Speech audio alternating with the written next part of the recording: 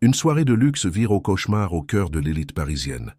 Une femme âgée est humiliée par sa propre belle-fille au centre d'un salon bondé, sous des regards paralysés. Le fils, un milliardaire jusqu'alors imperturbable, rompt le silence en voyant sa mère à terre. Si cette histoire vous a intéressé, n'oubliez pas de vous abonner à notre chaîne et dites-nous de quelle ville vous nous regardez. On continue. Le grand salon de l'hôtel Plaza Athénée scintillait comme jamais en cette nuit de septembre. Les lumières des lustres en cristal se reflétaient sur les robes de soirée, les bijoux, coûteux et les sourires calculés de ceux qui savaient exactement où ils étaient et avec qui ils discutaient. La brise du soir entrait par les fenêtres ouvertes, apportant un soulagement discret à la chaleur de ce jeudi à Paris. Là, parmi les chefs d'entreprise, les politiciens et les figures de la haute société parisienne, se déroulait un nouvel événement caritatif de la Fondation Dubois, dirigé par Alexandre Dubois, l'un des hommes les plus riches et les plus influents de la capitale. Alexandre avait 45 ans, des cheveux grisonnants sur les tempes et un sourire qui faisait la une des magazines économiques. Son empire était parti de rien, ou du moins c'est ce qu'il aimait répéter dans les interviews. La vérité, que peu de gens connaissaient, était que tout avait commencé avec une petite pension dans le quartier de Belleville, gérée par sa mère, Madame Eliane, une femme d'origine modeste qui avait travaillé toute sa vie pour offrir à son fils unique l'éducation qu'elle n'avait jamais eue. Ce soir-là, Madame Eliane était là. Mais personne ne la voyait vraiment. Elle restait près des murs du salon vêtue d'un simple ensemble en lin beige qui contrastait violemment avec les robes de haute couture environnantes. Ses chaussures étaient confortables, pratiques, du genre que l'on achète en pensant à marcher au marché le dimanche, pas à fouler le marbre étincelant de l'un des hôtels les plus luxueux d'Europe. Eliane avait 78 ans, mais en paraissait plus.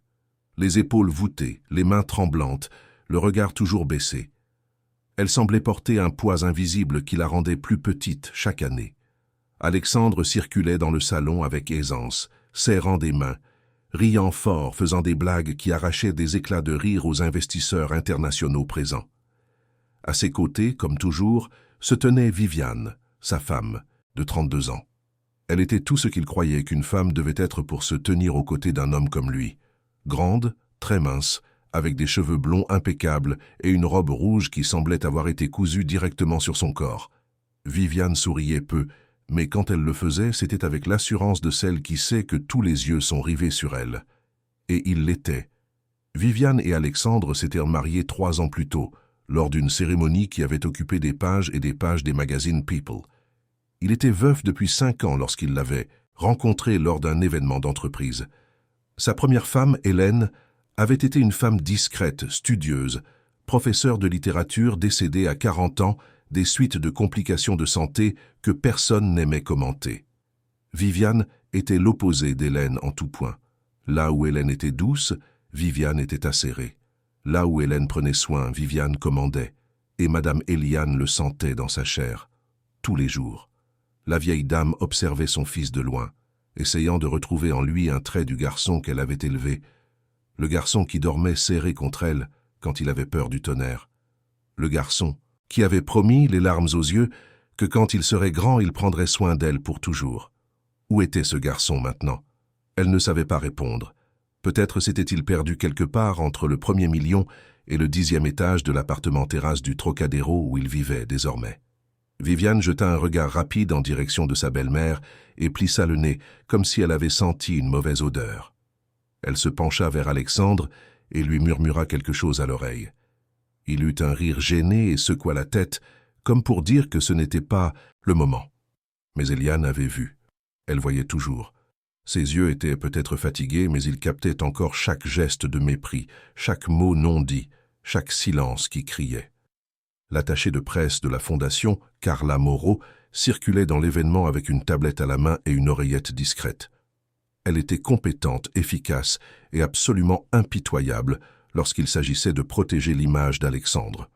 Ce soir-là, elle était particulièrement tendue. Il y avait des investisseurs japonais présents, intéressés par un partenariat millionnaire. Il y avait aussi un député qui venait d'être cité dans une enquête et qui avait désespérément besoin de redorer son image.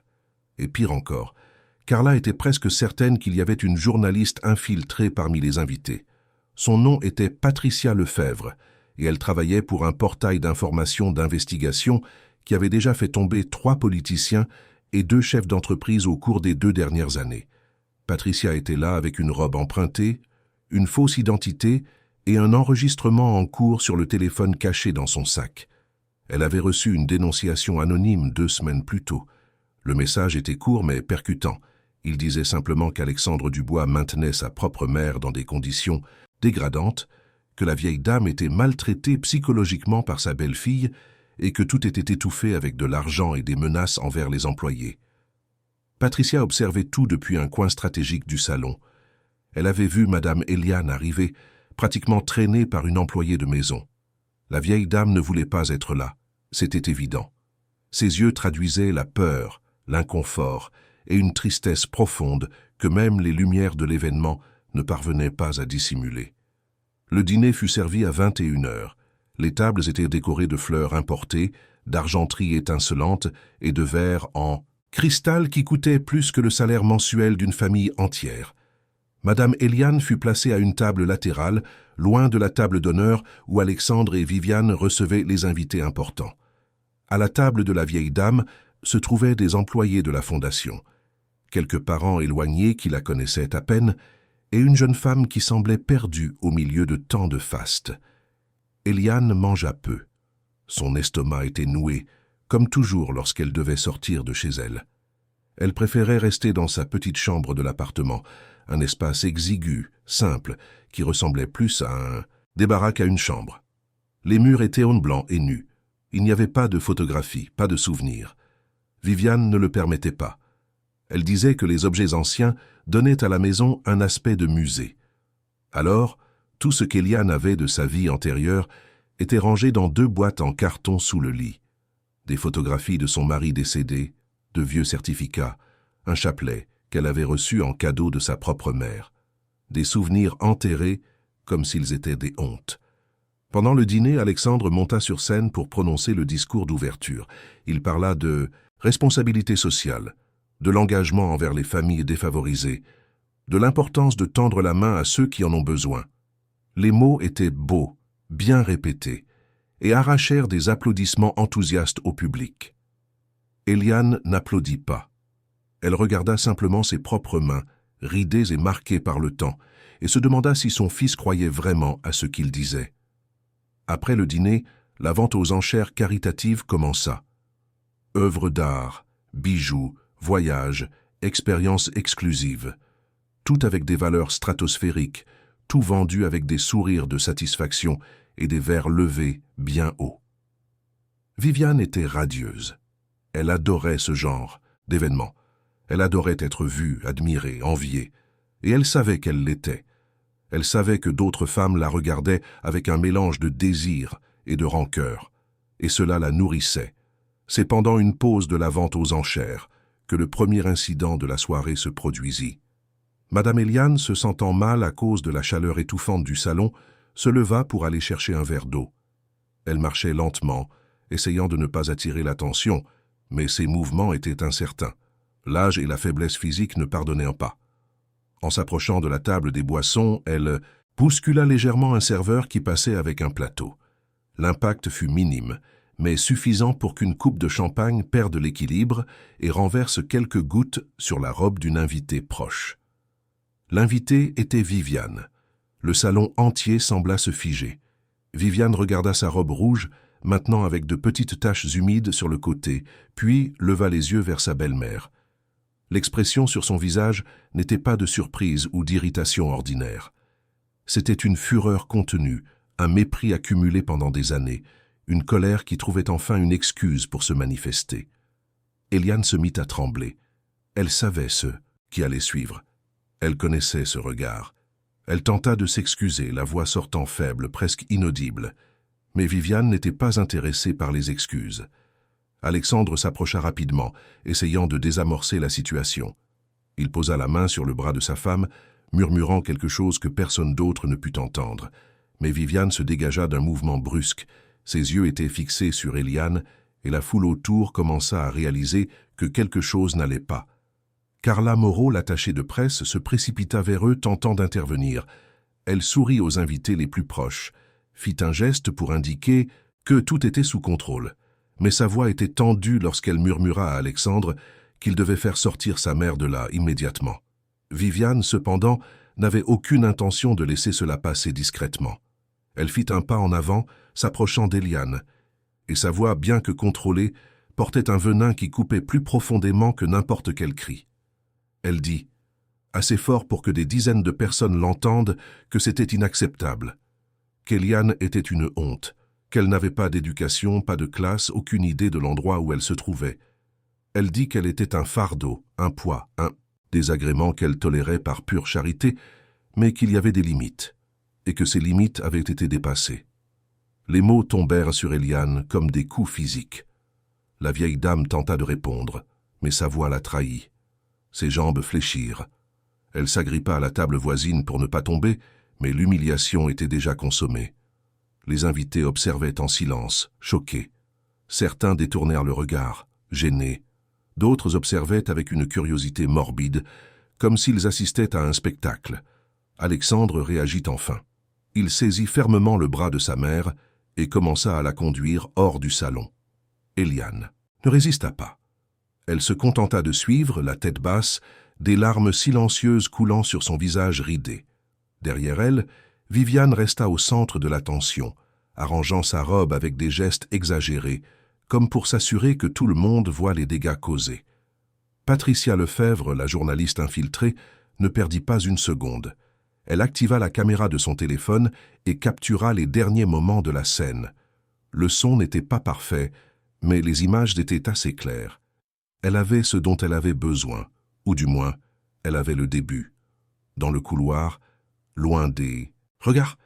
Alexandre lâcha le bras de sa mère avec une brusquerie qu'il tenta de déguiser en urgence.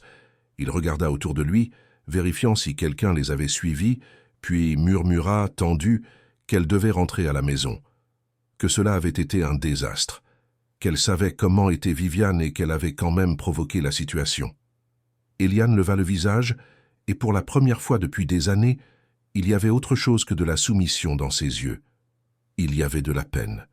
Elle ouvrit la bouche pour parler, mais Alexandre ne la laissa pas faire. Il appela le chauffeur, lui ordonna de ramener sa mère à l'appartement et retourna en courant dans le salon. Il avait des investisseurs à calmer, une femme à apaiser et une réputation à sauver. Eliane fut conduite à la voiture en silence. Le chauffeur, un homme d'une cinquantaine d'années nommé Bernard, qui travaillait pour la famille depuis plus de 10 ans, la regarda dans le rétroviseur. Il connaissait cette expression. Il l'avait vue de nombreuses fois. Il voulait dire quelque chose, offrir un peu de réconfort, mais il savait que ce n'était pas sa place. Alors il conduisit simplement, en silence, à travers les rues illuminées de Paris, tandis qu'Eliane regardait par la fenêtre, voyant la ville défiler, et se demandait quand exactement sa vie était devenue cela. De retour à l'événement, Viviane était au centre d'un groupe d'amis, racontant l'incident avec une version déformée des faits. Elle dépeignait Eliane comme une femme sénile, problématique, qui insistait pour créer des situations embarrassantes. Les amis hochèrent la tête en signe de solidarité, disant que Viviane avait bien trop de patience, que toutes n'auraient pas supporté. Alexandre retourna dans le salon en essayant de paraître calme, mais Carla l'intercepta immédiatement. Elle était pâle. Elle lui dit qu'il devait parler d'urgence, qu'il y avait des rumeurs selon lesquelles une journaliste était infiltrée dans l'événement, que cette scène pourrait faire la une des journaux. Alexandre sentit son estomac se nouer. Il savait que les scandales familiaux étaient les pires pour l'image publique, surtout en année d'élection à la présidence de la Chambre de commerce et d'industrie. Mais il dit à Carla que tout était sous contrôle, que Viviane gérait déjà la situation, que les gens comprendraient. Carla ne parut pas convaincue, mais n'eut d'autre choix que de faire confiance. Pendant ce temps, dans un coin discret du salon, un autre invité observait tout avec un intérêt particulier. Il s'agissait de Frédéric Leroy, un ancien associé d'Alexandre dans un projet immobilier qui avait mal tourné des années auparavant. Frédéric n'avait jamais pardonné à Alexandre de l'avoir exclu de la société lorsque l'affaire avait finalement décollé. Il était là non par amitié, mais par stratégie. Et cette soirée venait de lui offrir un cadeau. Frédéric sortit son téléphone de sa poche et commença à prendre quelques notes. Il connaissait des gens dans la presse, il connaissait des avocats, il connaissait des politiciens qui adoreraient voir Alexandre trébucher. Et il venait d'assister à ce trébuchement. La soirée suivit son cours. La vente aux enchères reprit. Les conversations revinrent à la normale. La musique recommença. Mais quelque chose avait changé. Un climat étrange flottait dans l'air. Les gens souriaient, mais les sourires étaient forcés. Les conversations fluaient, mais avec une tension sous-jacente. Tous savaient qu'ils avaient été témoins de quelque chose qui n'aurait pas dû se produire. Et tous se demandaient ce qui allait suivre. Patricia Lefebvre quitta l'événement vers minuit. Elle rentra chez elle, alluma son ordinateur portable et commença à examiner le matériel qu'elle avait enregistré. Les images tremblaient un peu, mais la scène était claire. Viviane humiliant publiquement sa belle-mère âgée. Alexandre, le grand philanthrope, sortant sa mère du salon comme si elle était un problème à résoudre. Patricia sourit. Ce n'était que le début. Elle ouvrit ses dossiers et relut la dénonciation anonyme qu'elle avait reçue. Elle avait besoin de plus. Elle avait besoin de preuves concrètes. Elle avait besoin de témoins prêts à parler. Et elle savait exactement où commencer à chercher. Le lendemain matin, l'appartement du Trocadéro était silencieux. Viviane avait dormi tard, épuisée par la soirée précédente. Alexandre était déjà au bureau, gérant des affaires en suspens. Et Madame Eliane était dans sa petite chambre, assise au bord du lit, regardant les 2 boîtes en carton qui contenaient sa vie. Elle prit une photographie jaunie. C'était elle et son mari, Antoine, le jour de leur mariage. Ils étaient devant la petite église du quartier, elle avec une simple robe de mariée, lui avec un costume sombre qui avait probablement été emprunté. Il souriait vraiment. Souriait parce qu'il croyait en l'avenir. Eliane serra la photographie contre sa poitrine et laissa les larmes couler librement. Elle pensa à tout ce qu'elle avait sacrifié, à toutes les nuits passées à coudre pour des clients, pour payer l'école privée de son fils, à tous les repas qu'elle avait sautés pour qu'il puisse mieux manger, à tous les rêves qu'elle avait abandonnés pour que les siens deviennent réalité. Et maintenant, elle était là, seule, invisible, traitée comme un fardeau dans la maison que son propre sacrifice avait aidé à construire. Mais quelque chose changeait en elle, quelque chose de petit, de fragile, mais de persistant.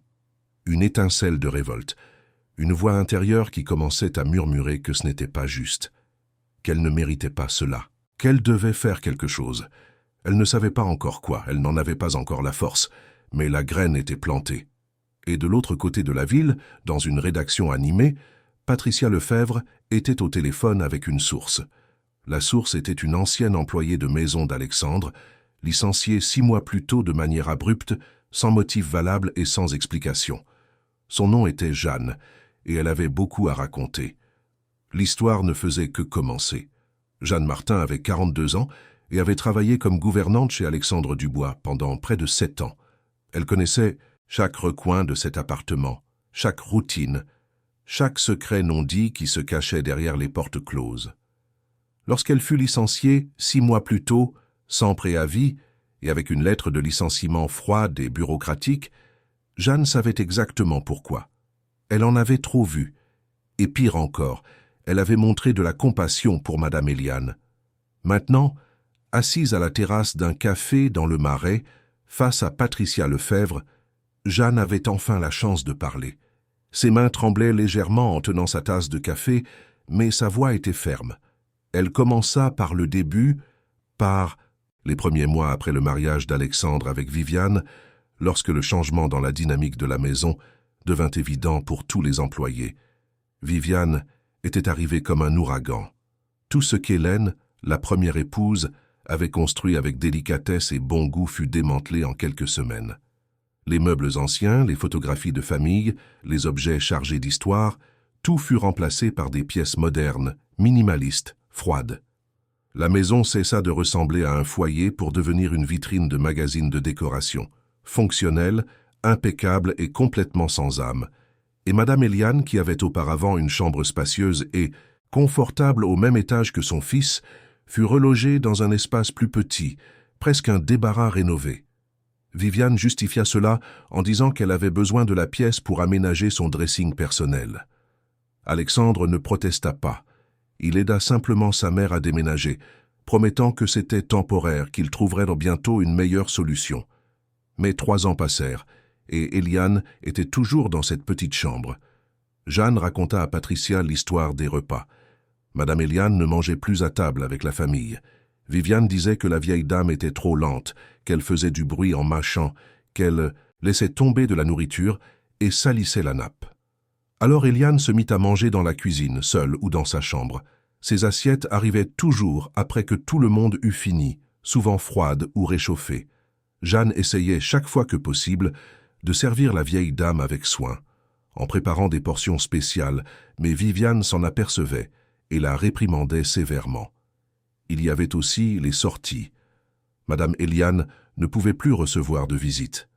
Les quelques amis qu'elle avait encore de l'époque où elle vivait à Belleville furent progressivement écartés avec des excuses de plus en plus élaborées. Viviane prétendait que la maison était en travaux, qu'Alexandre était malade, qu'il y aurait un voyage.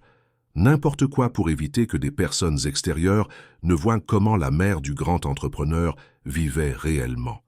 Et quand Eliane essayait de sortir seule pour faire un tour, visiter une église, acheter quelque chose à la pharmacie, il y avait toujours un empêchement. Viviane contrôlait les clés, contrôlait l'accès à l'ascenseur privé, contrôlait même l'argent de la vieille dame. La retraite d'Eliane était versée sur un compte auquel elle ne pouvait plus accéder. Viviane avait convaincu Alexandre que sa mère pourrait être trompée par des escrocs, qu'il était plus sûr qu'il gère ses finances. Patricia écoutait attentivement, prenant des notes.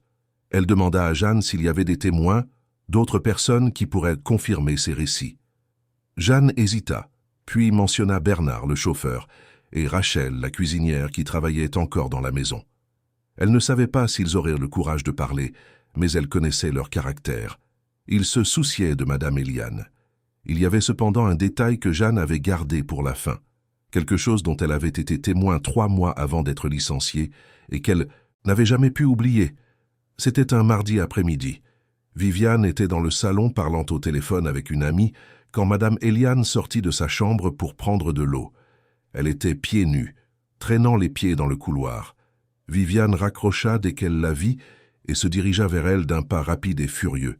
Jeanne était dans la buanderie, mais elle pouvait entendre à travers la porte entr'ouverte. Viviane se mit à crier. Elle disait qu'Eliane était une vieille dégoûtante, qu'elle n'avait aucune hygiène, qu'elle puait, qu'elle était une honte. Elle disait que si cela ne tenait qu'à elle, la vieille dame serait dans une maison de retraite depuis longtemps, loin de son champ de vision. La voix de Viviane était chargée d'une haine pure, d'un mépris si profond qu'il semblait physiquement douloureux. Eliane ne répondit pas. Elle resta simplement là, debout, recevant les mots comme des coups de fouet verbaux, jusqu'à ce que Viviane se lasse enfin et sorte en claquant la porte. Jeanne sortit de la buanderie et trouva la vieille dame toujours debout au même endroit, tremblante, des larmes coulant en silence. Jeanne la serra dans ses bras, la ramena dans sa chambre, lui prépara un thé et resta à ses côtés jusqu'à ce qu'elle se calme. C'est cette étreinte qui coûta son emploi à Jeanne. Viviane l'avait vue grâce aux caméras de sécurité de la maison. La semaine suivante, Jeanne fut accusée de petits vols qui n'avaient jamais eu lieu et licenciée pour faute grave.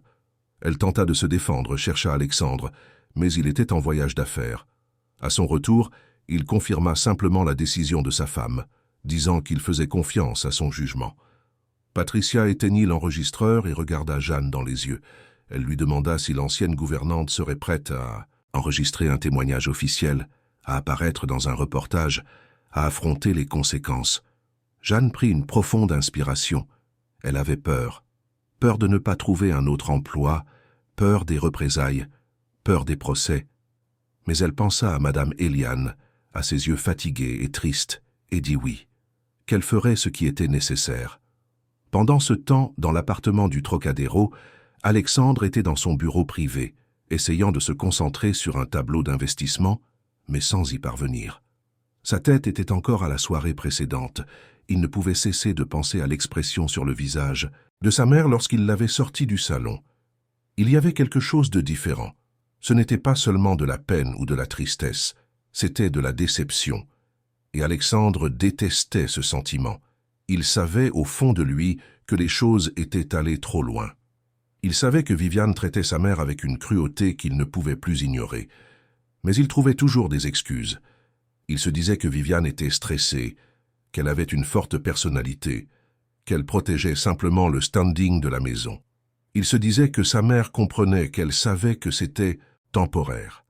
Mais il savait qu'il se mentait à lui-même. Alexandre se souvint d'une conversation qu'il avait eue avec Hélène, sa première femme, quelques mois avant son décès. Hélène était faible, mais encore lucide, et elle lui avait serré la main avec force et dit quelque chose qu'il n'avait jamais oublié. Elle avait dit que la véritable mesure d'un homme ne résidait pas dans l'argent qu'il possédait ou le nombre d'entreprises qu'il dirigeait. Elle résidait dans la façon dont il traitait ceux qui ne pouvaient rien lui offrir en retour, dans la façon dont il prenait soin des plus fragiles. Alexandre ferma les yeux et se frotta le visage avec les mains. Hélène adorait Madame Éliane. Les deux femmes avaient une belle relation, de complicité et de respect mutuel. Hélène appelait sa belle-mère « maman », et Éliane lui rendait cet amour avec une affection sincère. Quand Hélène est partie, Alexandre a senti qu'il avait perdu non seulement sa femme, mais aussi la boussole morale qui le guidait. Et puis Viviane est arrivée, belle, confiante, déterminée. Elle était tout ce dont il pensait avoir besoin pour surmonter la douleur. Mais peu à peu, il réalisa que Viviane ne voulait pas seulement être à ses côtés, elle voulait commander. Et lui, fatigué de se battre, l'avait laissé faire. La porte du bureau s'ouvrit et Viviane entra sans frapper. Elle était éblouissante, comme toujours, vêtue d'un tailleur-pantalon blanc et de talons très hauts. Elle s'assit sur la chaise en face de son bureau et croisa les jambes avec une élégance étudiée. Ils devaient parler de la soirée précédente, dit-elle. Ils devaient aligner leurs versions. Carla avait raison de s'inquiéter pour la presse. Viviane avait déjà reçu des messages de quelques amis, lui posant des questions sur l'incident. Il fallait contrôler le récit avant qu'il n'échappe. À tout contrôle. Alexandre l'écouta en silence. Elle avait un plan. Elle en avait toujours un. Elle suggérait de publier une note disant que Madame Éliane avait eu un malaise pendant l'événement, qu'elle souffrait de problèmes de santé liés à l'âge et qu'elle recevait les soins appropriés, que c'était une situation délicate et qu'il demandait compréhension et respect de leur vie privée. Alexandre hocha lentement la tête. Il demanda à Viviane si elle pensait vraiment que cela allait fonctionner, si elle pensait vraiment que les gens étaient si naïfs. Viviane fronça les sourcils, surprise par son ton. Elle dit que cela fonctionnerait s'il faisait sa part, s'il apparaissait en public en jouant le fils dévoué qu'il avait toujours prétendu être. Le mot « prétendu » résonna dans l'air entre eux. Alexandre sentit quelque chose se briser en lui. Il regarda la femme en face de lui, cette femme qu'il pensait aimer. Et pour la première fois en 3 ans, il la vit vraiment. Il vit la froideur, la manipulation, le vide. Et il se demanda comment il avait pu être si aveugle. Mais Alexandre n'était pas assez courageux pour rompre. Pas encore. Alors il se contenta d'acquiescer, dit qu'il ferait le nécessaire, et Viviane quitta le bureau satisfaite, ses talons résonnant dans le couloir de marbre. Cet après-midi-là, Carla Moreau convoqua une réunion d'urgence au siège de la Fondation Dubois. Étaient en présent Alexandre, Viviane, 2 avocats de l'entreprise et le directeur de la communication. Carla alla droit au but. Ils avaient un problème. Une vidéo circulait dans des groupes WhatsApp privés. Elle n'était pas encore devenue virale, mais ce n'était qu'une question de temps. La vidéo montrait les derniers moments de la scène à l'événement. Elle montrait Viviane humiliant Éliane, elle montrait Alexandre sortant sa mère du salon. La qualité n'était pas bonne, mais elle était suffisante pour causer des dommages. Carla avait déjà contacté quelques influenceurs et blogueurs pour tenter de contrôler la situation, mais c'était délicat. Viviane devint pâle. Elle demanda qui avait filmé, qui propageait la vidéo. Carla ne le savait pas, mais soupçonnait un invité mécontent ou un employé de l'hôtel. Les avocats suggérèrent des poursuites pour diffamation, atteinte à la vie privée, atteinte à l'image, mais Carla les interrompit. Des procès attireraient encore plus l'attention. L'idéal serait une rétractation publique, une action de gestion de crise bien menée. Alexandre écoutait tout en silence. Il se sentait piégé, dans un cauchemar dont il ne parvenait pas à se réveiller. Tout ce qu'il avait construit, toute la réputation qu'il avait mis des années à établir, était menacée. Et la faute, il le savait, lui incombait, pour avoir été passif, pour avoir choisi la paix temporaire plutôt que la justice. La réunion se termina par un plan d'action. Alexandre ferait un direct sur les réseaux sociaux le soir même, se montrant à la maison, s'occupant de sa mère, étant le fils attentionné. Viviane resterait en arrière-plan, discrète, montrant son soutien. Carla rédigerait un texte émouvant, parlant des défis de s'occuper d'un parent âgé et demandant de l'empathie. Mais quand Alexandre rentra chez lui et monta dans la petite chambre de sa mère, il trouva la porte verrouillée de l'intérieur. Il frappa doucement, l'appela par son nom, mais il n'y eut pas de réponse. Il insista, inquiet, jusqu'à ce qu'il entende enfin la voix faible d'Eliane disant qu'elle ne voulait parler à personne. Alexandre appuya son front contre la porte et ferma les yeux. Il s'excusa à travers le bois. Il dit qu'il savait qu'il lui avait manqué, qu'il voulait arranger les choses, mais Eliane ne répondit pas. Elle resta simplement de l'autre côté, assise au bord du lit, écoutant les paroles vides de son fils et se demandant s'il restait encore quelque chose à réparer. Pendant ce temps, de l'autre côté de la ville, Frédéric Leroy était dans son bureau, réuni avec 2 conseillers et un journaliste d'un site à scandale. Il montrait la vidéo qu'il avait discrètement enregistrée lors de l'événement, commentait l'hypocrisie d'Alexandre, la façon dont le grand philanthrope traitait sa propre mère. Le journaliste souriait, imaginant déjà les gros titres. Frédéric savait qu'il utilisait la situation pour une vengeance personnelle, mais il s'en fichait. Alexandre récoltait ce qu'il avait semé. La nuit tomba sur Paris. Sur les Champs-Élysées, les touristes se promenaient. Au Trocadéro, les restaurants chers servaient des dîners sophistiqués. Et dans l'appartement silencieux, 3 personnes vivaient sous le même toit, mais dans des mondes complètement séparés. Alexandre était dans son bureau répétant le discours pour le direct. Viviane était dans sa chambre, essayant des tenues pour choisir celle qui donnerait l'image la plus appropriée. Et Madame Eliane était dans sa petite chambre, agenouillée au pied de son lit, récitant le chapelet qui avait appartenu à sa mère, demandant des forces pour ce qu'elle savait être, à venir. Car quelque chose en elle avait changé. L'humiliation publique de l'événement ne l'avait pas brisée. Au contraire, elle avait allumé une flamme, petite, mais persistante. Eliane commençait à comprendre que garder le silence, ce n'était pas protéger son fils, c'était se trahir. C'était trahir toutes les femmes qui l'avaient précédé et toutes celles qui viendraient après. Le lendemain matin, Bernard arriva tôt à l'appartement pour chercher Alexandre. Mais avant d'aller au garage, il frappa à la porte de la petite chambre de Madame Eliane. Elle ouvrit, surprise. Bernard lui tendit un papier plié et lui dit, à voix basse, que c'était le numéro d'une avocate spécialisée dans le droit des personnes âgées. Une connaissance de sa femme. Il dit qu'il ne demandait rien, qu'il offrait simplement une option. Puis, il partit, avant que quelqu'un ne le voie. Eliane regarda le papier. Le nom écrit était Maître Béatrice Lambert. Elle glissa le papier entre les pages de son chapelet et retourna se coucher, le cœur battant la chamade. Pour la première fois depuis des années, elle ressentait quelque chose dont elle ne savait même plus le nom, l'espoir. Et dans une rédaction animée du centre de Paris, Patricia Lefebvre terminait de réviser la première version de son reportage. Le titre provisoire était direct et percutant, la face sombre de la philanthropie quand la charité ne commence pas par soi-même. Elle avait des témoignages, des vidéos, des preuves. Il ne manquait qu'une chose, la voix de Madame Eliane. Patricia savait qu'il serait difficile d'atteindre la vieille dame. La maison était surveillée, les appels probablement sur écoute, les accès contrôlés, mais elle était persévérante, et elle avait des alliés. Jeanne avait déjà mentionné que Bernard était une personne de confiance. Peut-être y avait-il un moyen. Ce soir-là, Alexandre fit enfin son direct. Il apparut souriant, confiant, aux côtés de sa mère, qui osait à peine regarder la caméra. Viviane resta en arrière-plan, comme convenu. Alexandre parla d'amour familial, de défis, de compréhension. Il lut le texte préparé par Carla avec une émotion étudiée. Mais les commentaires commencèrent à fuser. Des gens qui s'interrogeaient, des gens qui doutaient, des gens qui avaient vu la vidéo et n'achetaient pas ce récit. Le direct qui devait calmer les esprits ne faisait en réalité qu'alimenter davantage la méfiance. Carla interrompit la diffusion plus tôt que prévu. Alexandre était visiblement ébranlé. Viviane était furieuse. Et Madame Eliane, qui avait été forcée de participer à ce théâtre, retourna dans sa petite chambre et pleura jusqu'à s'endormir. Mais pendant qu'elle dormait, son vieux téléphone portable, qu'elle ne savait même plus en état de marche, reçut un message d'un numéro inconnu.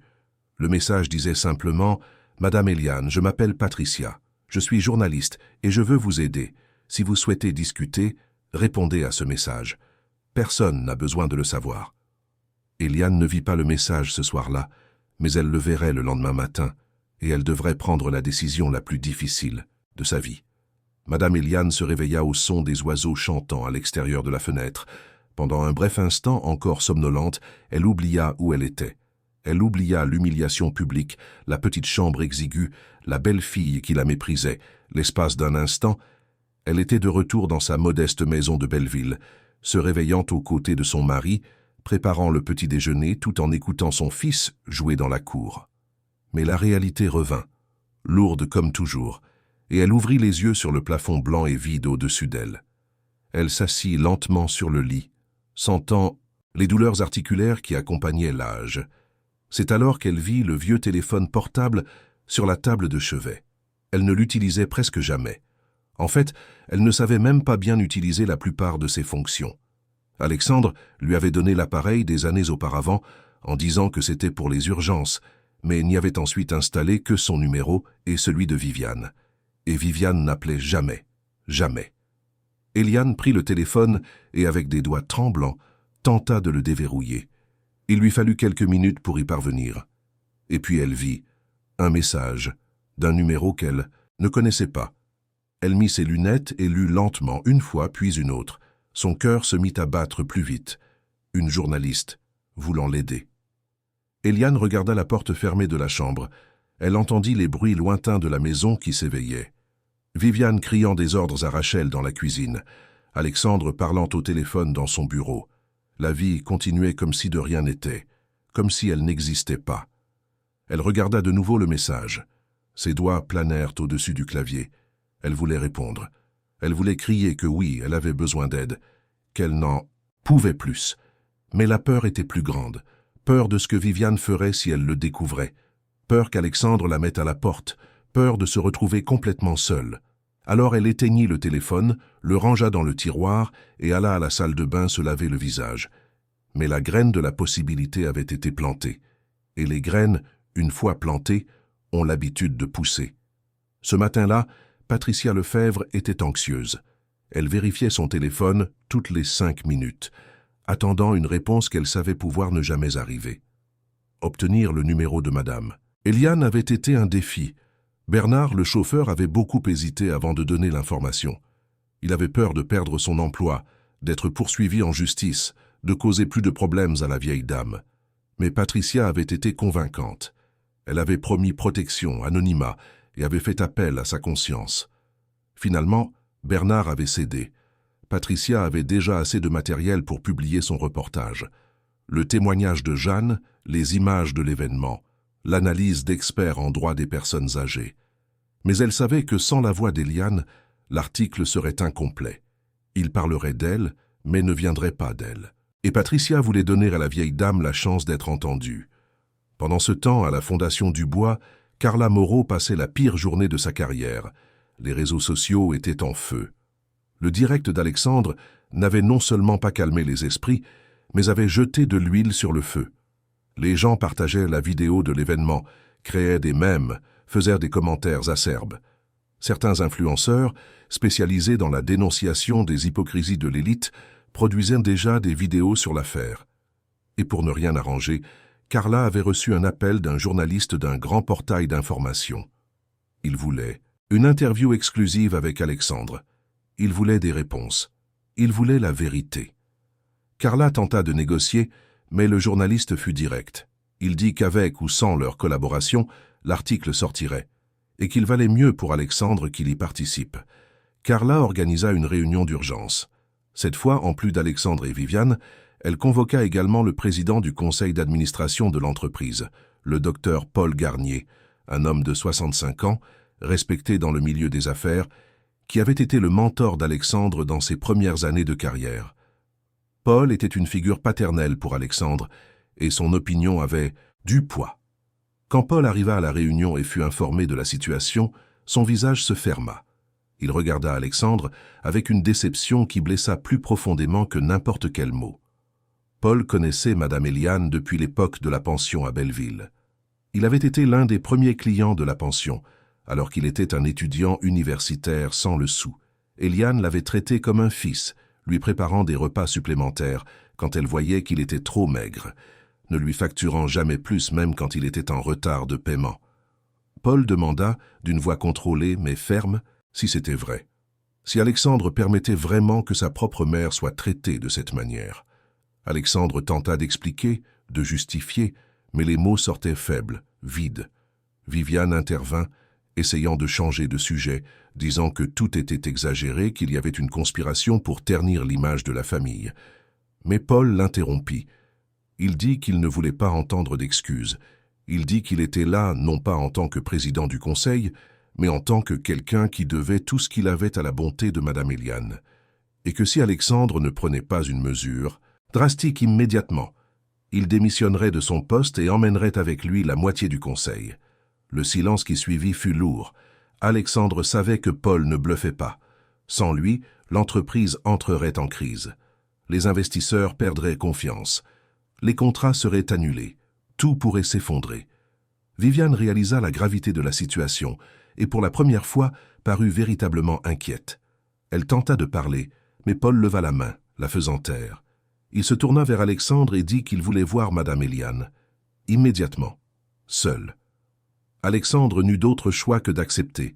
1 heure plus tard, Paul était assis dans la petite chambre de Madame Eliane. La vieille dame, surprise et émue de voir cet homme qu'elle n'avait pas vu depuis des années, se mit à pleurer avant même qu'il ne dise quoi que ce soit. Paul la serra dans ses bras, et là, dans cette simple étreinte, des années de douleur silencieuse trouvèrent enfin un réconfort. Ils parlèrent pendant près de 2 heures. Eliane raconta tout, chaque humiliation, chaque mot cruel, chaque jour où elle s'était sentie invisible dans sa propre maison. Paul écoutait en silence, lui tenant les mains, et à chaque révélation, sa détermination se renforçait. Elle rappela à Paul l'époque où il était jeune, où il arrivait à la pension affamé et sans argent pour payer d'avance. Comment elle lui préparait des plats spéciaux, disant que c'était des restes, mais Paul savait que ce n'était pas le cas. Comment elle recousait les boutons de ses chemises, repassait ses pantalons pour ses entretiens d'embauche, priait pour qu'il obtienne les opportunités qu'il méritait. Paul écouta tout, les larmes aux yeux, se souvenant de chaque geste, de chaque mot d'encouragement que cette femme lui avait donné quand il en avait le plus besoin. Et maintenant, la voir réduite à cela traité comme un fardeau dans la propre maison du fils qu'elle avait élevé avec tant de sacrifices était insupportable. Paul demanda à Eliane pourquoi elle avait supporté cela si longtemps en silence, et sa réponse fut simple mais dévastatrice. Elle dit qu'elle avait peur de faire honte à son fils, qu'elle pensait que si elle restait silencieuse, si elle se rendait invisible, au moins Alexandre n'aurait pas de problème, qu'elle avait cru que l'amour d'une mère consistait à tout endurer, tout supporter, tout taire. Quand Paul sortit de la chambre, il trouva Alexandre qui attendait dans le couloir. Le regard que Paul lui adressa était d'une profonde déception. Il ne dit qu'une chose avant de partir, qu'Alexandre avait jusqu'à la fin de la semaine pour régler cette situation, qu'il espérait voir Madame Eliane traitée avec la dignité qu'elle méritait, ou il prendrait des mesures drastiques. Puis il partit, laissant Alexandre seul avec le poids de ses choix. Cet après-midi-là, quelque chose d'inattendu se produisit. Rachel, la cuisinière, demanda à parler à Alexandre. Elle travaillait dans la maison depuis 2 ans et avait toujours été discrète, efficace et silencieuse. Mais maintenant, elle avait quelque chose à dire. Elle raconta à Alexandre les fois où Viviane l'obligeait à servir de la nourriture froide à Madame Eliane. Les jours où la vieille dame restait sans manger parce que Viviane interdisait à quiconque de lui apporter de la nourriture dans sa chambre. Les matins où elle trouvait Eliane dans la cuisine, en pleine nuit, mangeant des restes parce qu'elle avait faim. Alexandre écouta tout, choqué. Il savait que les choses n'allaient pas bien, mais il n'imaginait pas l'étendue de la cruauté. Ou peut-être le savait-il et ne voulait-il tout simplement pas voir. Rachel termina en disant qu'elle ne supportait plus d'être complice de cela, que si les choses ne changeaient pas, elle aussi démissionnerait. Après le départ de Rachel, Alexandre resta seul dans son bureau. Il regarda autour de lui les murs décorés de diplômes et de prix. entrepreneur de l'année, philanthrope de l'année, leader communautaire. Toutes ces reconnaissances semblaient maintenant une blague cruelle. Il avait bâti un empire, mais avait perdu son âme en chemin. Il prit le téléphone et appela Viviane. Il lui dit qu'il devait parler. Viviane arriva au bureau quelques minutes plus tard, irritée d'avoir été interrompue pendant son cours de pilates. Alexandre prit une profonde inspiration et lui dit pour la première fois en 3 ans que les choses devaient changer, que le traitement réservé à sa mère était inacceptable, qu'il avait été lâche, mais qu'il ne le serait plus. Viviane le regarda comme s'il était devenu fou. Elle dit qu'elle était fatiguée de tout ce drame, que la faute en revenait à Alexandre de ne pas avoir mis sa mère dans une maison de retraite dès le début, qu'elle ne s'était pas mariée pour être la nounou d'une vieille femme. Les mots étaient comme des lames, tranchant toute illusion qu'Alexandre pouvait encore avoir sur le caractère de la femme qu'il avait épousée. Il lui demanda si c'était vraiment ce qu'elle ressentait, si pendant tout ce temps elle n'avait fait que semblant. Viviane rit, d'un rire froid et sans humour. Elle dit qu'Alexandre était pathétique, qu'elle l'avait épousé pour l'argent, le statut, la vie confortable, que l'amour était pour les contes de fées, et que s'il n'était pas satisfait, il pouvait très bien demander le divorce, mais qu'elle ne partirait pas les mains vides. Alexandre eut l'impression d'avoir reçu un coup de poing dans l'estomac. Il avait toujours su, à un certain niveau, que Viviane ne l'aimait pas comme Hélène l'avait aimé. Mais l'entendre dire si cruellement, si ouvertement, était différent, c'était réel, c'était final. Viviane quitta le bureau en claquant la porte, et Alexandre, pour la première fois depuis des années, se permit de pleurer. Il pleura pour la mère qui avait tout sacrifié pour lui. Il pleura pour la femme qu'il avait perdue et qu'il avait vraiment aimée. Il pleura pour l'homme qu'il pensait être et qui n'avait jamais vraiment existé. Il regarda ses propres mains, les mêmes qui signaient des contrats millionnaires, qui serraient les mains de politiciens et d'hommes d'affaires, et il vit qu'elles étaient vides, vides de tout ce qui comptait vraiment.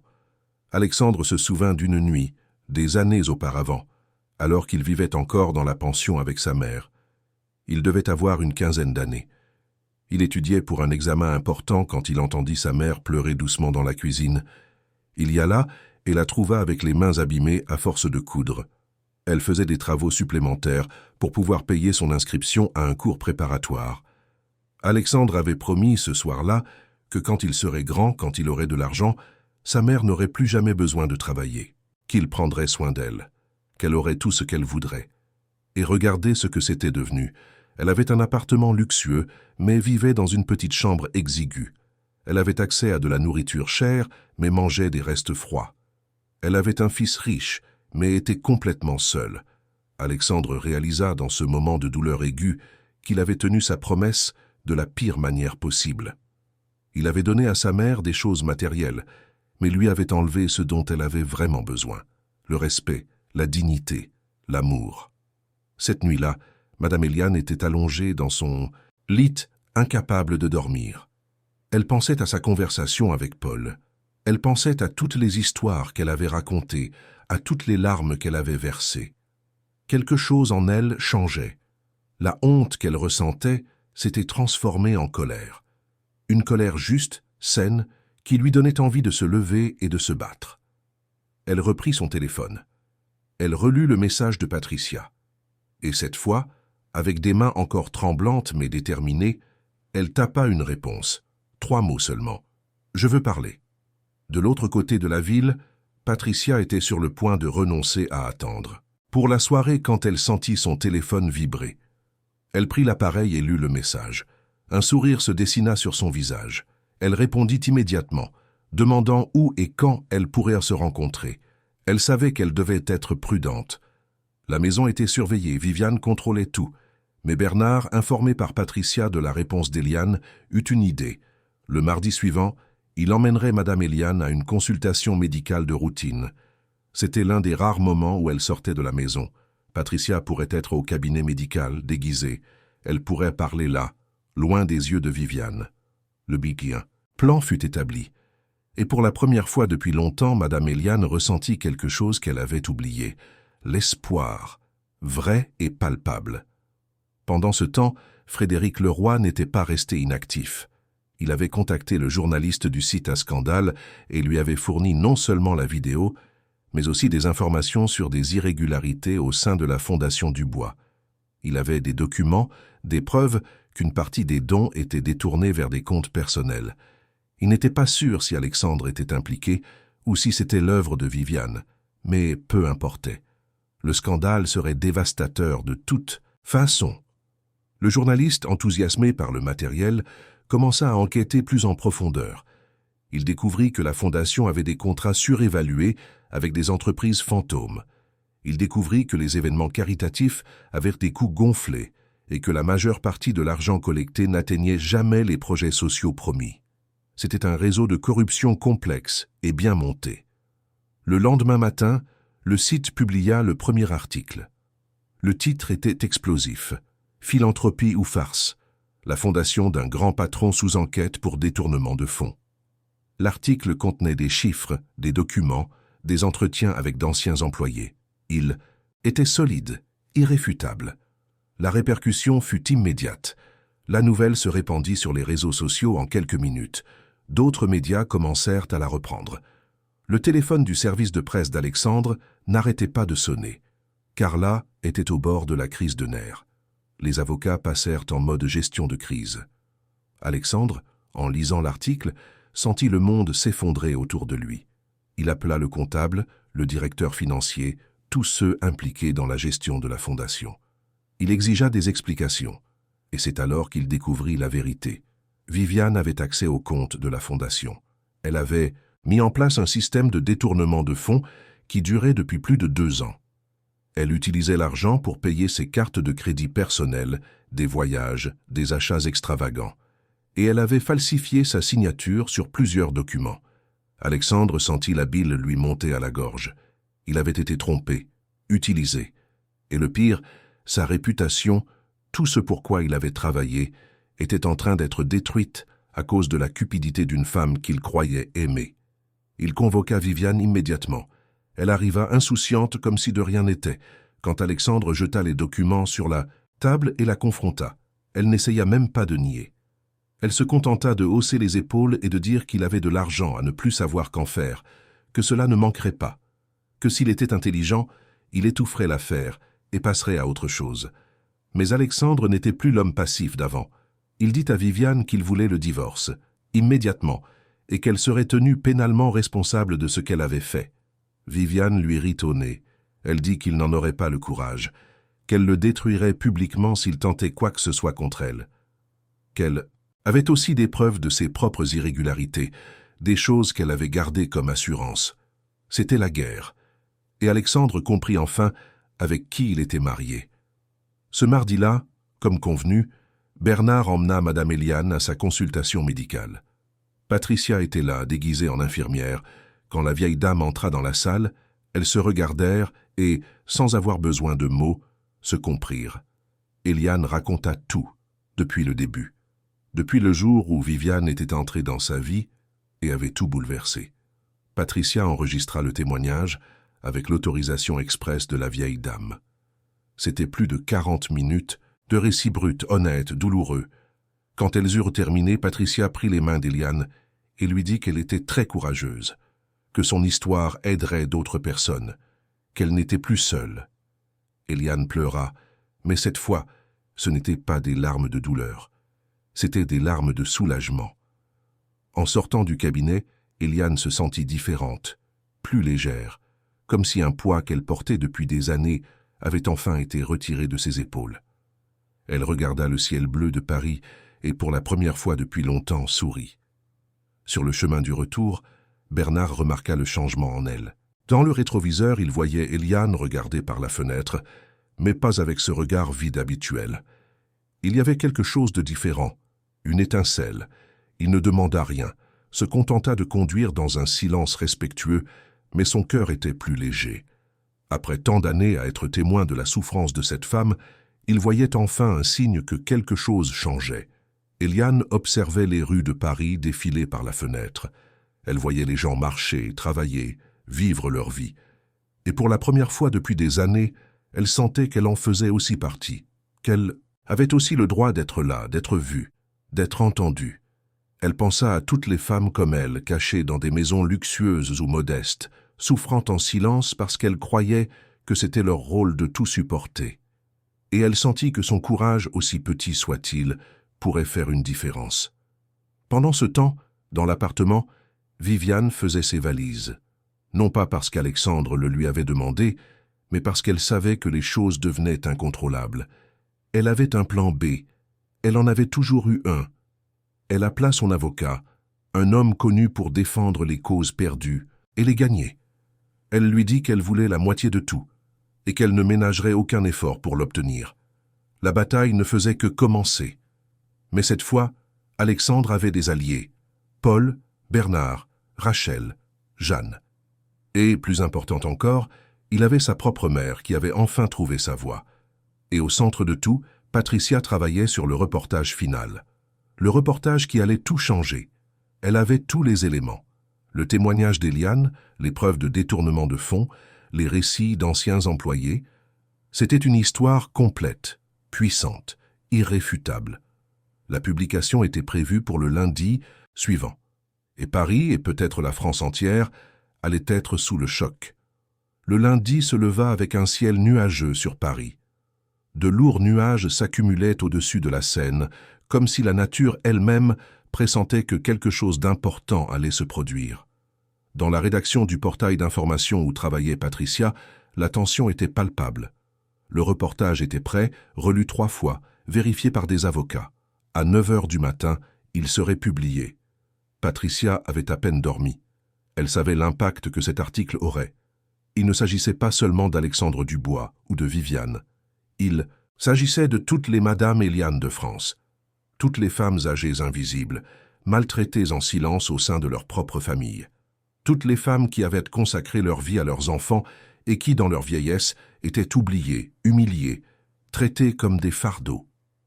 Dans l'appartement du Trocadéro, Alexandre n'avait pas dormi non plus. Il avait passé la nuit dans son bureau, entouré de documents, essayant de comprendre l'ampleur des dégâts causés par Viviane. Les avocats avaient été clairs. La situation était gravissime. Le détournement de fonds d'une fondation caritative était un crime. Même s'il parvenait à prouver qu'il n'y avait pas participé, sa réputation ne s'en remettrait jamais complètement. Viviane, de son côté, était dans un hôtel 5 étoiles à Saint-Germain-des-Prés. Elle avait quitté l'appartement 2 jours plus tôt, emportant avec elle des valises pleines de vêtements et de bijoux. Son avocat lui avait conseillé de garder ses distances pendant qu'il préparait la défense. Elle était confiante. Elle avait toujours obtenu ce qu'elle voulait dans la vie. Pourquoi cette fois serait-ce différent? Madame Eliane se réveilla tôt, comme toujours. Mais ce matin-là était différent. Elle savait que le reportage serait publié. Patricia l'avait prévenue.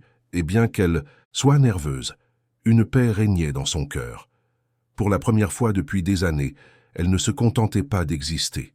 Elle vivait. Elle se battait. À 9 heures précises, le reportage fut mis en ligne. Le titre pulsait sur les écrans d'ordinateurs et de téléphones de milliers de personnes. Le silence qui crie, l'histoire d'une mère maltraitée par sa propre famille. L'article était long, détaillé, émouvant. Il commençait par le témoignage de Madame Eliane, transcrit de manière respectueuse et digne. Elle racontait avec ses propres mots les années d'humiliation, de solitude et de manque de respect. La répercussion fut instantanée et dévastatrice. En quelques minutes, l'article était en tête des tendances sur les réseaux sociaux. Des influenceurs le partageaient, des célébrités commentaient, des gens ordinaires s'émouvaient. Beaucoup racontaient leurs propres histoires de personnes âgées maltraitées dans leur famille. C'était comme si une blessure collective, longtemps cachée, était enfin exposée à la lumière. Le téléphone d'Alexandre se mit à sonner sans arrêt. Des journalistes voulant des déclarations, des amis voulant savoir si c'était vrai, des partenaires commerciaux exigeant des explications. Carla appela, désespérée, disant qu'ils avaient besoin d'une réponse immédiate. Mais Alexandre ne savait pas quoi dire. Comment expliquer l'inexplicable? Comment justifier des années de passivité? C'est alors que Paul Garnier arriva à l'appartement. Il n'appela pas, ne prévint pas. Il se présenta simplement, avec l'autorité de celui qui avait le droit d'être là. Il trouva Alexandre anéanti, les yeux cernés, le visage marqué par la culpabilité et la fatigue. Paul s'assit à côté de lui et, pour la première fois, ne vint pas avec des critiques ou des reproches. Il vint avec de l'empathie.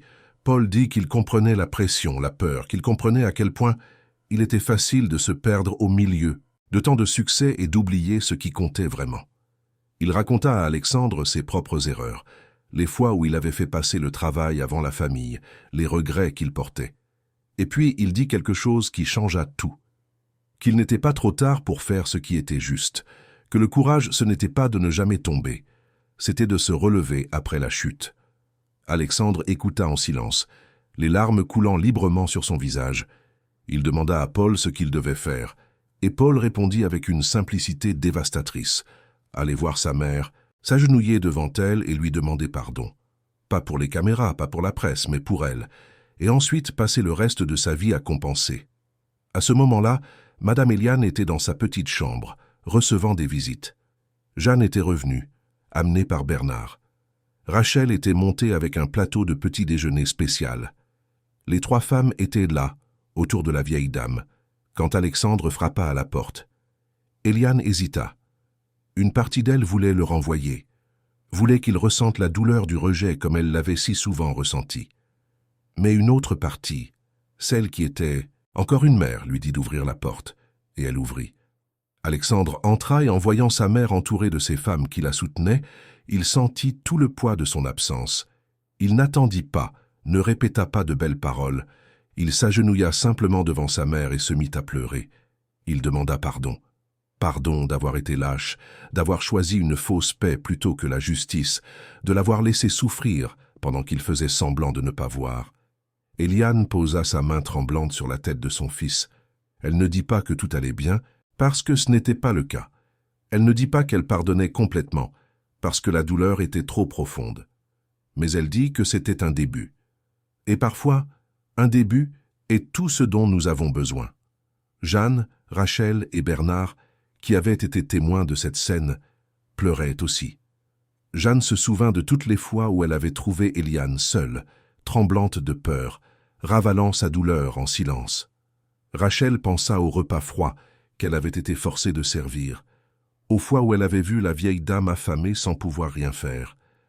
Bernard se remémora les trajets silencieux, les regards tristes dans le rétroviseur, l'impuissance de savoir mais de ne pas pouvoir agir. Et maintenant, là, dans cette petite chambre qui avait été une prison, mais qui était sur le point de devenir une libération, tous sentaient que quelque chose de fondamental était en train de changer.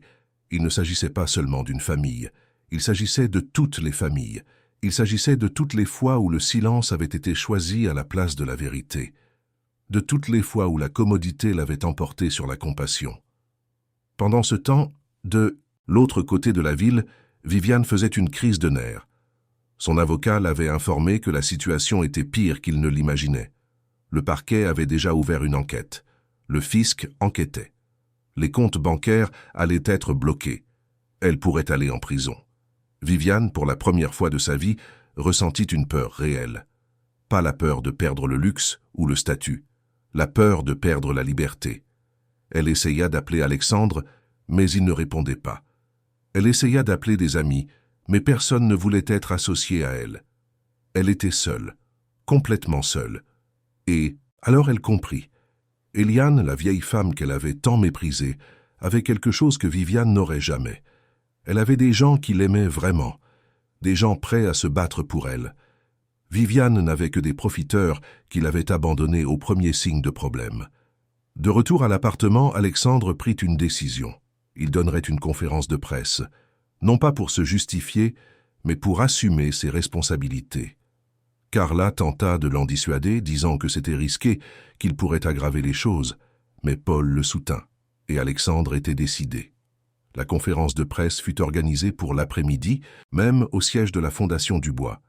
Des dizaines de journalistes y assistèrent, des caméras de chaînes nationales, des reporters de portails d'information, des influenceurs. Tous voulaient entendre ce que l'homme au centre du scandale avait à dire. Alexandre monta seul sur scène, sans conseillers à ses côtés, sans avocat pour contrôler ses paroles. Juste lui, un micro et la vérité. Il commença par confirmer tout ce qui était dans le reportage. Il confirma que sa mère avait été maltraitée. Il confirma qu'il avait été passif. Il confirma qu'il y avait eu des détournements de fonds dans la fondation, bien que ce ne soit pas de son initiative. Mais le plus percutant fut lorsqu'il présenta ses excuses, non seulement à sa mère, mais à toutes les personnes âgées de France qui vivaient des situations similaires. Il pleura devant les caméras, non pas de manière théâtrale mais sincère.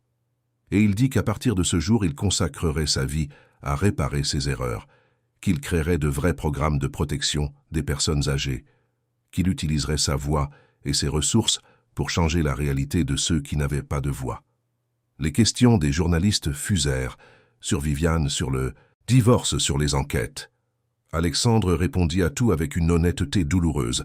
Il confirma qu'il divorcerait, qu'il collaborerait avec les autorités, qu'il assumerait les conséquences de ses choix. La conférence de presse se termina, mais la répercussion ne faisait que commencer. Certains le critiquèrent, disant qu'il était trop tard, que ce n'était que de la gestion de crise. D'autres furent émus par sa sincérité, mais tous s'accordaient sur une chose. L'histoire de Madame Eliane avait touché la France entière. Sur les réseaux sociaux, des hashtags comme Quasi Voix des aînés et Qualus Eliane de France devinrent viraux. Les gens partageaient des photos de leur propre mère, grand-mère et tantes âgées, racontant des histoires similaires. Des récits de maltraitance psychologique, de solitude forcée, de manque de respect déguisé en soins. C'était comme si les vannes s'étaient rompues et qu'un fleuve de douleur contenue trouvait enfin un exutoire. Dans les émissions de télévision, les experts débattaient du phénomène. Les psychologues parlaient de l'agisme, de la manière dont la société invisibilise les personnes âgées. Les avocats expliquaient les droits garantis par la loi mais rarement respectés. Les assistants sociaux révélaient des chiffres alarmants de plaintes qui n'aboutissaient jamais à des sanctions. L'histoire d'Eliane avait déclenché un débat national qui aurait dû avoir lieu depuis longtemps. Dans les jours qui suivirent, des manifestations commencèrent à voir le jour. Les ONG de protection des personnes âgées gagnèrent en visibilité. Des députés commencèrent à discuter de projets de loi plus stricts contre la maltraitance des personnes âgées. Des commissariats spécialisés furent créés. Des lignes d'écoute furent mises en place. La douleur d'une femme s'était transformée en changement social. Viviane fut formellement mise en examen. Les preuves contre elle étaient irréfutables. Documents falsifiés, détournements prouvés, témoignages d'employés. Son avocat tenta un accord, mais le parquet fut inflexible. Elle serait jugée. Et la sentence, quand elle tomberait, serait exemplaire. Pendant ce temps, dans l'appartement du Trocadéro, des transformations silencieuses avaient lieu. Alexandre vida le dressing de Viviane et le retransforma en chambre pour sa mère. Une chambre spacieuse, aérée, avec vue sur la Seine. Il ramena les meubles anciens qu'Hélène avait tant aimés, les photographies de famille, les objets chargés d'histoire. La maison recommença à ressembler à un foyer. Madame Eliane, pour la première fois depuis des années, s'assit à la table de la salle à manger avec son fils. Ils mangèrent ensemble, en silence au début, mais peu à peu les conversations reprirent. Des conversations sur le passé, sur Hélène, sur les erreurs, sur les regrets, ce n'était pas facile. La blessure était profonde. Mais elle commençait à cicatriser. Jeanne fut réembauchée, non pas comme gouvernante, mais comme dame de compagnie pour Eliane. Bernard reçut une augmentation et des excuses formelles pour avoir été mis dans une position si difficile. Rachel obtint une autonomie totale en cuisine et l'instruction de toujours préparer les repas en pensant au bien-être de Madame Eliane. Paul Garnier assuma temporairement la présidence de la Fondation pendant qu'un audit complet était réalisé. On découvrit que le déficit était plus important que prévu. Viviane avait détourné près de 3 millions d'euros en 2 ans. Alexandre vendit des biens personnels pour rembourser la somme et garantir que les projets sociaux continuent de fonctionner. 3 mois après la publication du reportage, Patricia Lefebvre fut invitée à recevoir un prix de journalisme d'investigation. Dans son discours de remerciement, elle dédia le prix à Madame Eliane, la qualifiant d'héroïne. Eliane était dans le public, accompagnée d'Alexandre. Quand elle entendit son nom, elle se leva et l'auditorium entier l'applaudit debout. C'étaient des applaudissements non seulement pour elle, mais pour toutes les femmes âgées qui étaient enfin vues. Le procès de Viviane eut lieu 6 mois après le scandale. Le tribunal était bondé. Elle entra la tête basse, sans l'arrogance d'antan. Le procès dura 3 jours. Des témoins furent entendus, des preuves furent représentées, des larmes furent versées. Quand vint le tour de madame Eliane de témoigner, un silence respectueux envahit le tribunal. Elle se dirigea vers la barre des témoins avec difficulté, mais avec dignité. Et puis elle raconta son histoire une fois de plus. Mais cette fois, il n'y avait pas de honte dans sa voix. Il y avait de la force de celle qui a survécu et a décidé que sa douleur aurait un sens. Elle parla des années où elle avait élevé Alexandre seule après le départ de son mari, des nuits blanches à coudre pour des clients, des repas qu'elle avait sautés pour que son fils mange mieux, de la fierté qu'elle avait ressentie quand il avait été accepté à l'université, quand il avait ouvert sa première entreprise, quand il avait connu le succès. Et puis, d'une voix ferme mais chargée d'émotion, elle parla de la façon dont ce même succès l'avait éloignée du fils qu'elle aimait. Ce n'était pas une accusation rageuse. C'était un récit honnête, douloureux, nécessaire. Elle raconta la solitude, la peur constante, les nuits à pleurer en silence. Et quand elle eut terminé, il n'y avait pas un œil sec dans le tribunal. Même le juge, un homme de 60 ans connu pour sa sévérité, dut discrètement essuyer ses lunettes. Viviane l'écoutait la tête basse. Elle n'osa pas regarder sa belle-mère dans les yeux. Elle n'aurait pas supporté ce qu'elle y aurait vu. Pas de la haine, pas de la vengeance, mais quelque chose de pire, de la pitié. La sentence tomba une semaine plus tard. Viviane fut condamnée à 5 ans de prison pour détournement de fonds, falsification de documents et maltraitance sur personne âgée. La peine était sévère mais juste, et elle servit d'exemple. Peu importe la richesse ou le pouvoir de quelqu'un, la justice parfois prévaut. 1 an après le scandale, la vie avait trouvé un nouveau rythme. Alexandre ne retrouva jamais complètement sa réputation, mais il avait gagné quelque chose de plus précieux. Le respect. Le respect de ceux qui savaient qu'il avait assumé ses erreurs et qu'il essayait sincèrement d'être meilleur. La Fondation Dubois fut restructurée et se concentra exclusivement sur la protection et le soutien des personnes âgées, en situation de vulnérabilité. Des maisons d'accueil furent ouvertes, des programmes de visite furent créés, des lignes d'écoute fonctionnaient 24 heures sur 24. Madame Eliane devint, sans le vouloir, une figure publique. Elle donnait des conférences dans les écoles, participait à des campagnes, visitait des maisons de retraite. Son histoire inspirait des milliers de personnes. Elle recevait quotidiennement des lettres de personnes âgées qui, en entendant son histoire, avaient trouvé le courage de dénoncer leur propre situation. Et par un après-midi ensoleillé de décembre, exactement 1 an et 3 mois après, cette nuit fatidique au Plaza Athénée, un événement différent eut lieu. Dans le même salon où tout avait commencé, fut inauguré le centre d'aide et de protection de la personne âgée, Madame Eliane. Le salon était de nouveau plein.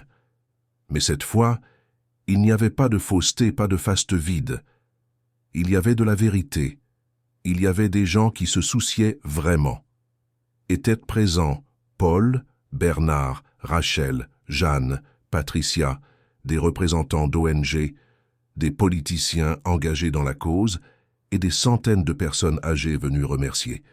Quand Madame Eliane monta sur scène pour couper le ruban d'inauguration, elle regarda le salon et vit au fond, près du mur où elle avait l'habitude de rester invisible, une femme âgée, vêtue simplement, regardant autour d'elle avec malaise, essayant de ne pas attirer l'attention. Eliane reconnut ce regard. C'était son propre regard d'1 an auparavant. Elle demanda qu'on lui amène la femme. La vieille dame s'approcha, effrayée, pensant qu'elle avait fait quelque chose de mal, mais Eliane la serra dans ses bras. Elle lui prit les mains et dit d'une voix ferme « Vous n'êtes pas seule, vous ne le serez plus jamais ». La femme que l'on apprit, plus tard s'appelait Madame Cécile, se mit à pleurer. Elle raconta entre 2 sanglots qu'elle vivait avec sa fille et son gendre, mais qu'elle se sentait comme un fardeau, qu'elle dormait dans la buanderie parce qu'il n'y avait plus de place pour elle, qu'elle mangeait après tout le monde toujours les restes, qu'elle était à cet événement parce qu'elle avait vu le reportage sur Eliane et avait pensé que, si cette femme avait eu le courage, peut-être qu'elle aussi pourrait l'avoir. Eliane prit le visage de Cécile entre ses mains et dit, en la regardant droit dans les yeux, que le courage ne vient pas du jour au lendemain, qu'elle-même avait mis des années à trouver le sien, mais que l'important était de commencer, de faire le premier pas, et qu'à partir de maintenant, Cécile aurait de l'aide. Elle aurait le centre, les assistantes sociales, les avocats. Elle aurait par-dessus tout des gens qui se souciaient d'elle. Le salon entier assistait à cette scène dans un silence ému. Et beaucoup comprirent, à ce moment-là, que c'était plus qu'un événement. C'était la naissance d'un mouvement. C'était la promesse qu'aucune Éliane, aucune Cécile, aucune femme âgée en France n'aurait plus à souffrir, en silence.